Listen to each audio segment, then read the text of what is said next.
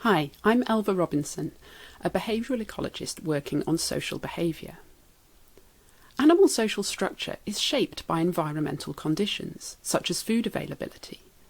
This means that changing conditions can alter social structures and result in cascading ecological effects. To understand the relationship between animal societies and their ecological context, we need to understand how the resource environment causes certain social structures to arise, and also how resilient social structures are in the face of environmental change. Wood ants are an ideal study system for this, because they depend on discrete identifiable food sources, trees, and form large networks enabling resource sharing between socially connected nests of the same colony. This unusually cooperative social structure is called polydomy. In a polydomous colony, instead of all the ants being housed in a single nest as we would usually expect, instead they are spread out across several nests. Each nest has its own stable population, but there are also social connections between the nests, that is, trails along which ants move and share resources.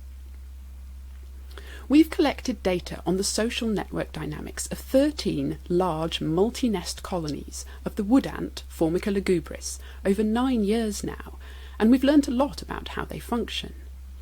Our dynamic network analysis of these colonies shows that the nest survival is affected by social position, specifically the flow of resources through a nest, which is a result of its position within the wider network, is what determines a nest's likelihood of surviving.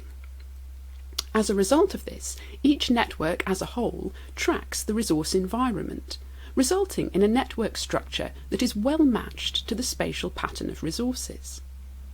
For the study I'm presenting today, we were interested in how polydomous colonies might use their social structure to respond to dramatic changes in resource availability.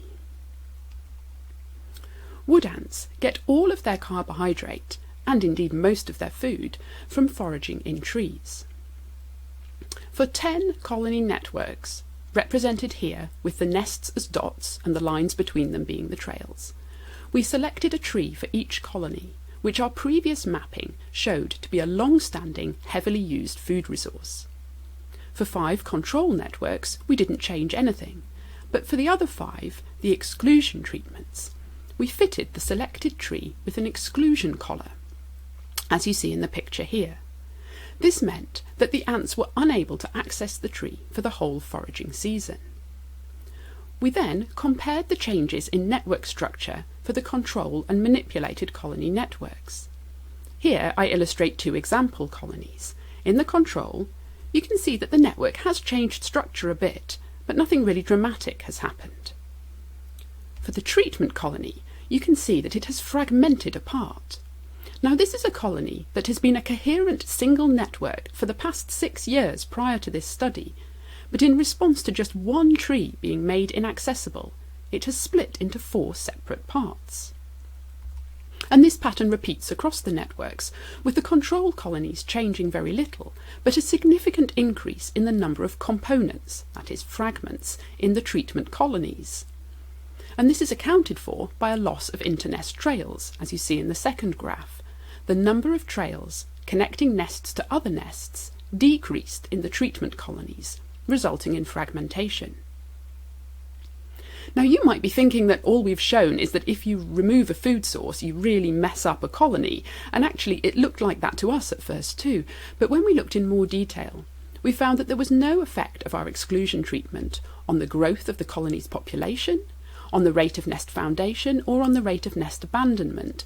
So actually the colonies that became fragmented were doing fine, but they had dramatically changed their social structure.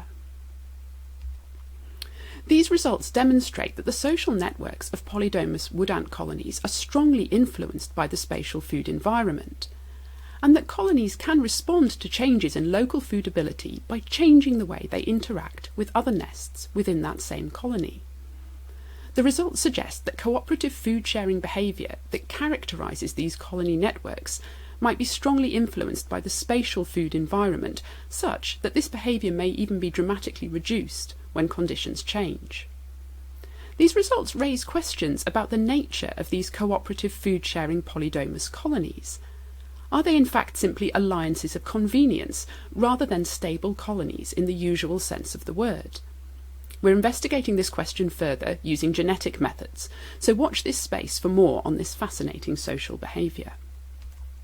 Finally, I must thank my collaborators and funders, and in particular I must thank Dom Burns, who carried out the fieldwork described, and also Dan Franks, Kate Parr, Carl Hawke and Sam Ellis, all of whom contributed to this project. You can read more in our open access paper. Thank you for listening.